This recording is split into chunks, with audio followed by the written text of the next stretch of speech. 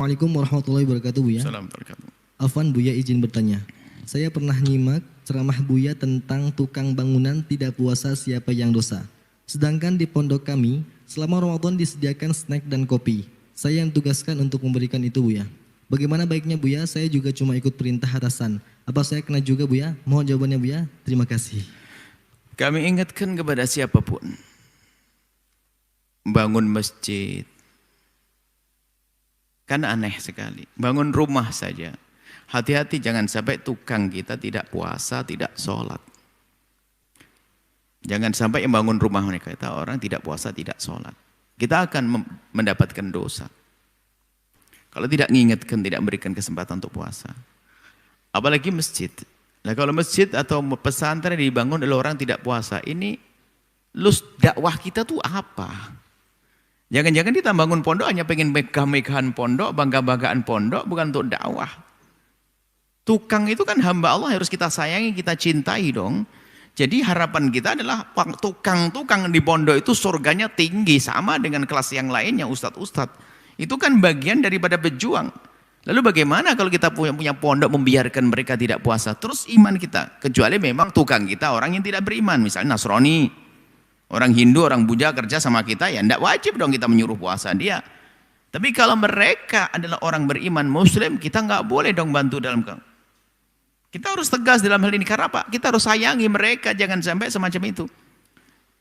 Dan kita harus koreksi diri deh, kalau memang ternyata di rumah, di pondok kita itu kok ada orang nggak puasa, kita biarkan, berarti kita belum serius dalam dakwah. Mungkin kita ini hanya orang pengen disebut megah pondoknya, besar-besaran pondok, megah-megahan pondok.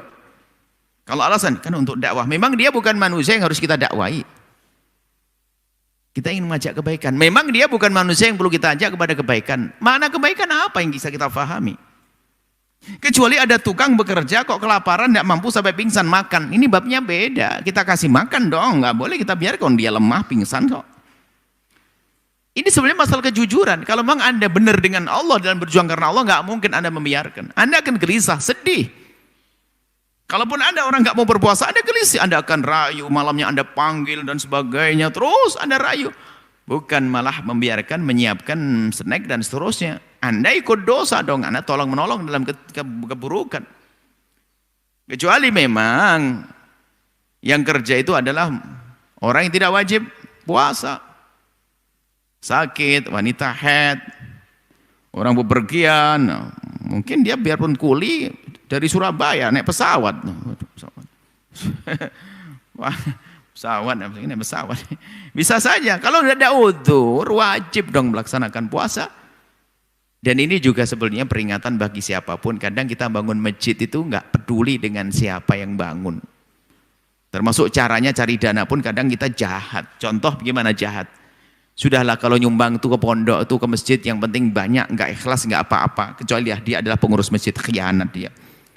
Masa yang penting banyak nggak ikhlas nggak apa-apa. Kalau nggak ikhlas nggak selamat, dia nggak dapat pahala. Berarti ini egois. Kita pengen pondoknya gede tapi tidak ingin orang lain masuk surga. Pengkhianat ustadz begini nih. Ya diajari bagaimana ikhlas, jangan yang penting banyak nggak ikhlas nggak apa-apa. Ya, termasuk seperti itu. Maka bagaimana tidak pernah sedih di saat ada satu tukang yang tidak puasa. Mana imannya, la yu'minu ahadukum hatta yuhibba li akhihi ma yuhibbu li nafsihi. Mana imannya melihat seorang muslim yang tidak puasa kok cuek saja. Ini ujian keimanan, tolong. Anda di rumah Anda pun juga sama seperti itu. Dan alangkah banyaknya, dan kita menemukan termasuk yang bekerja di ini. Senang sampai ada suatu tukang, saya bekerja selama ini tidak pernah difasilitasi untuk puasa, sholat. Yang penting saya kerja-kerja, yang diambil tenaga saya. Setelah masuk sini suruh sholat, suruh puasa, senang mereka, tidak ada masalah kok. Bahkan di waktu sholat, senang mereka sholat, alhamdulillah. Sebab kadang mereka itu karena bosnya tidak pernah mikirin sholat, nggak enak. Ustadznya aja nggak nyuruh puasa, gimana saya puasa? Nanti malah saya dimarahi, gara-gara kamu puasa ngangkat barangnya nggak kuat. Wah ini kacau. Ini bukan ustadz semacam itu. Tolonglah, ini adalah peringatan buat semuanya. Ayo kita berjuang membuat pondok karena Allah, bukan karena pengen disanjung pondok kita gede hebat. Jadikanlah pondok atau masjid ini adalah sebab orang selamat. Makanya yang nyumbang selamat, yang kerja juga selamat, yang sholat nanti selamat. Nah ini harus punya misi dakwah yang besar semacam itu. Jangan biarkan dong mereka tidak puasa, kasihan dong. Mereka dapat uang nggak seberapa, ternyata sudah begitu dapat dosa. Waduh, kita pun juga dapat dosa. Semoga Allah mudahkan kita untuk mengajak kepada kebaikan, dan semoga Allah mudahkan kita semuanya untuk melakukan kebaikan dan menjauhi kemaksiatan. Allah a'lam bishawab.